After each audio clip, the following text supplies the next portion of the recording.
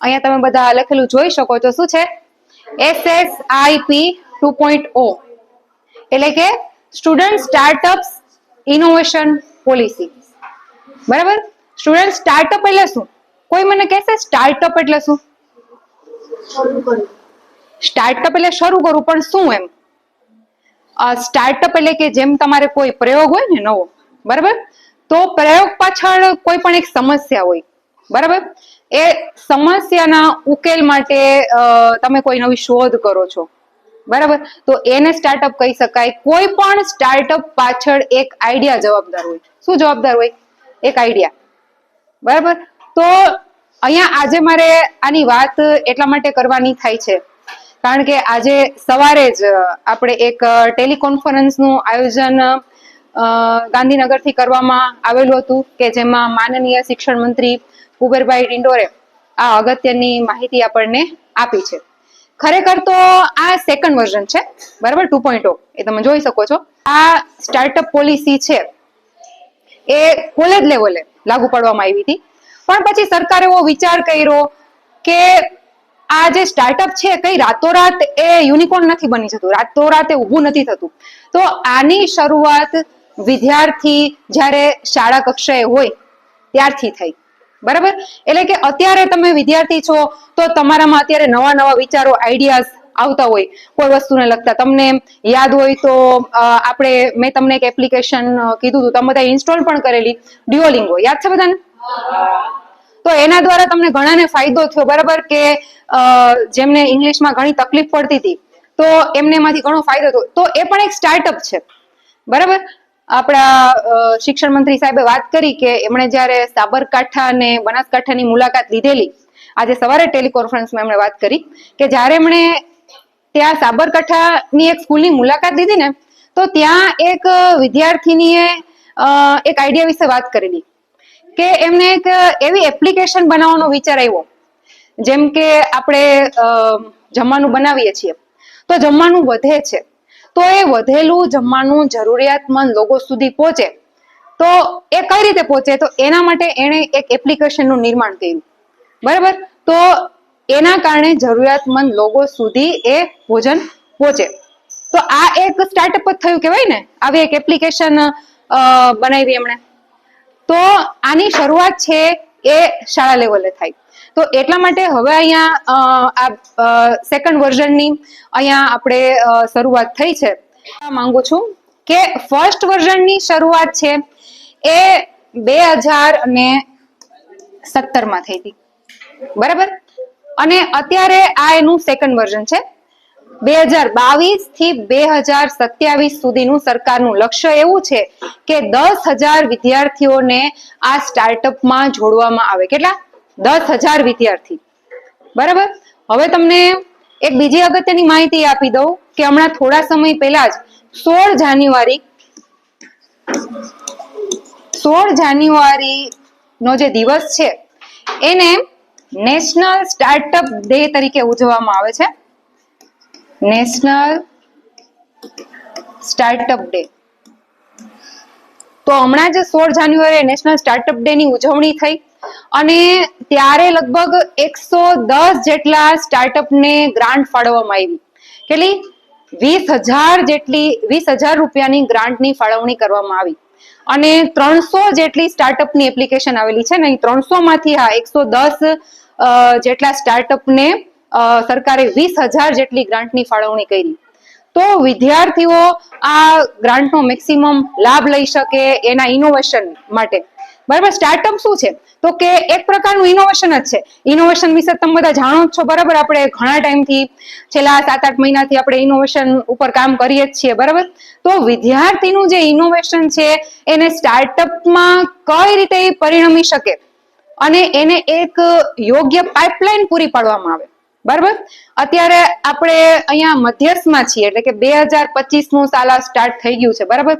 તો અત્યારે જો તમારામાં કોઈ એવો સ્ટાર્ટઅપ નો આઈડિયા આવે, બરાબર, તો એ 2027 સુધીમાં એને એક દિશા મળે, બરાબર. તો તમારા આઈડિયાને એક પાઇપલાઇન પૂરી પાડવા માટેનો આ એક પ્રયત્ન છે.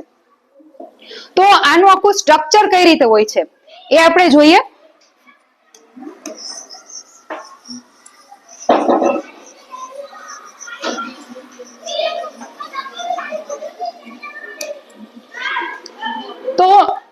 સ્ટાર્ટઅપને દિશા આપવા માટે સરકારે દરેક સ્કૂલમાં શેની રચના કરી છે? પીએમયુ. પીએમયુ એ શાળા કક્ષાએ સ્થાપના કરવામાં આવી હોય છે.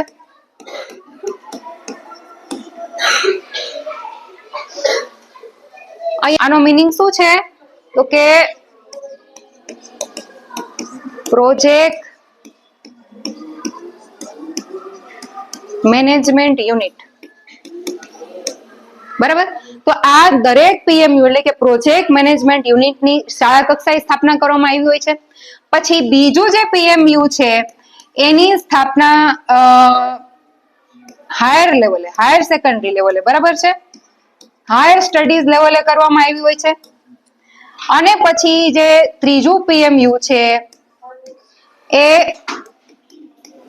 Technical institutes.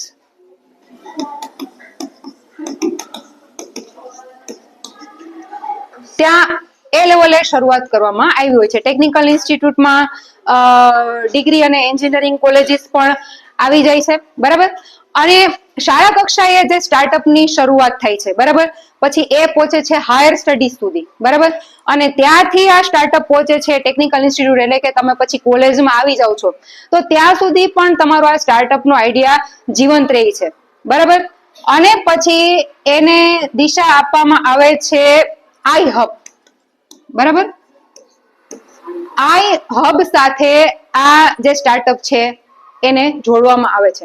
એટલે કે કોઈ જેમ કે શાળા કક્ષાએ ખૂબ સારું કોઈ સ્ટાર્ટઅપ કર્યું હોય, બરાબર, અને એમણે ખરેખર ખૂબ જ એક ઉમદા કામ આ સ્ટાર્ટઅપને લઈને જો કર્યું હોય તો એ પછી એનું કામ આગળ વધારે છે. બરાબર. હાયર સ્ટડી સુધી અને આગળ એ કોલેજ લેવલ સુધી પણ એ પોતાનું સ્ટાર્ટઅપને જો એક ખૂબ જ એક સારા સ્ટેજ ઉપર જો વિદ્યાર્થી લઈ આવે છે તો સરકાર એ સ્ટાર્ટઅપને એક દિશા આપવા માટે અને એને ફંડ પૂરું પાડવા માટે એને આઈ હબ સાથે જોડે છે. બરાબર. અને આઈ હબ દ્વારા એ સ્ટાર્ટઅપને સરકાર ગ્રાન્ટ પૂરી પાડે છે. બરાબર. તો આવી રીતે આપણા 110 જે સ્ટાર્ટઅપ છે એને 16 જાન્યુઆરીએ આપણા શિક્ષણ મંત્રી કુબેરભાઈ ડિંડોર દ્વારા અને પ્રફુલભાઈ પાનસેરિયા સર દ્વારા એમને જે ગ્રાન્ટ છે એ ફાળવવામાં આવી હતી. બરાબર. તો આ હેતુ હતો કે આજે મારે તમને આના વિશે સમજ આપવી હતી કે SSIP 2.0 શું છે. બરાબર. તો અત્યારે હવે તમારે આજથી એ વિચારવાનું છે કે તમારા મગજમાં એવું શું આવે છે, એવો કયો આઈડિયા છે કે જેને તમે સ્ટાર્ટઅપનું રૂપ આપી શકો, એવું કયું ઇનોવેશન છે. અને ઇનોવેશન ફક્ત ગણિત અને વિજ્ઞાનના ક્ષેત્રમાં જ નથી થતું, કૃષિ ક્ષેત્રમાં પણ વધારે થાય છે અને એજ્યુકેશન લેવલે પણ થાય છે, આર્ટ અને ક્રાફ્ટના ક્ષેત્રમાં પણ થાય છે. જેમ કે આપણે રિસેન્ટલી જ એક કાર્યક્રમ કરેલો હતો, બરાબર, એ વિશે તમે બધા જાણો જ છો. તો એવી કઈ વસ્તુ છે કે જેમાં તમે એ ઇનોવેશનને તમે સ્ટાર્ટઅપનું રૂપ આપી શકો. બરાબર. તમારા બધાના મગજમાં અલગ અલગ આઈડિયાઝ આવતા હોય તો એ આઈડિયાઝ વિશે તમારે વિચારવાનું છે. જેમ કે ખેતીનું ક્ષેત્ર છે તો એમાં તમને ખબર છે કે નવા ઘણા મશીનો આવ્યા હોય, બરાબર, તો એના ઉપયોગ દ્વારા ખેતી છે એ વધારે ઈઝી થઈ જાય. મેં ડ્યુઓલિંગોની વાત કરી તો એના દ્વારા અંગ્રેજી શીખવાનું વધારે ઈઝી થઈ જાય. એવી ઘણી એપ્લિકેશનો છે બનાવવામાં આવેલી છે કે જેના ઉપયોગથી ભણવાનું છે એ વધારે ઈઝી લાગે તમને. તો તમારે પણ આવી રીતે વિચાર કરવાનો છે. જેમ કે કોઈ પ્રયોગ છે, વિજ્ઞાનનો કોઈ પ્રયોગ છે, કે પછી તમારે એવું કોઈ પ્રોટોટાઇપ બનાવવાનું થાય. બરાબર. એવું કઈ વસ્તુ બનાવવાની થાય કે જેને તમે એક સ્ટાર્ટઅપનું સ્વરૂપ આપી શકો. બરાબર. તો સ્ટાર્ટઅપ વિશે હજુ પણ તમારે વધારે ને વધારે જાણવાનું છે. ગૂગલ દ્વારા તમે જાણી શકશો. તો આજે હું તમને એક કામ સોંપું છું કે બધાએ સ્ટાર્ટઅપ વિશે જાણવાનું છે. બરાબર. ગૂગલ દ્વારા સર્ચ કરજો કે એવા શિક્ષણના ક્ષેત્રમાં પણ એવા કયા કયા સ્ટાર્ટઅપ થાય છે. બરાબર. મેં કીધું એ પ્રમાણે કે ફક્ત વિજ્ઞાન અને ગણિતના ક્ષેત્રે કે પછી કૃષિ ક્ષેત્રમાં જ ઇનોવેશન સ્ટાર્ટઅપ નથી થતા. બરાબર. બીજા એવા ઘણા ક્ષેત્ર છે, કલાનું પણ ક્ષેત્ર છે કે જેમાં સ્ટાર્ટઅપ થાય છે. તો તમારા મગજમાં જે કોઈ આઈડિયા આવે એવો કોઈ સ્ટાર્ટઅપને લગતો તો એને તમારે અમારી સાથે શેર કરવાનું છે. બરાબર, કોઈ પણ ટીચર સાથે તમે શેર કરી શકો, જેથી કરીને અમે તમારા સ્ટાર્ટઅપને એક નવી દિશા પૂરી પાડી શકીએ અને નવું પ્લેટફોર્મ પૂરું પાડી શકીએ. જો તમને એવું લાગે કે નહીં આ મારો વિચાર છે એને હું સ્ટાર્ટઅપનું રૂપ આપી શકું, અને જો અમને એવું લાગે કે નહીં ખરેખર તમારું કામ સારું છે, તો તમારું રજીસ્ટ્રેશન કરવાનું થશે. બરાબર, આપણે નોંધણી કરવાની થશે, અને એક વ્યક્તિથી પણ શરૂઆત થઈ શકશે, અને જો ટીમ હોય તો ઓછામાં ઓછા 2 લોકોની ટીમ તમારે બનાવવાની થશે. બરાબર, અને એની નોંધણીની પ્રક્રિયા છે એ કરવાની થશે. તો આજે આપણે આ SSIP 2.0 વિશે ખૂબ જ અગત્યની જાણકારી મેળવી. Thank you very much.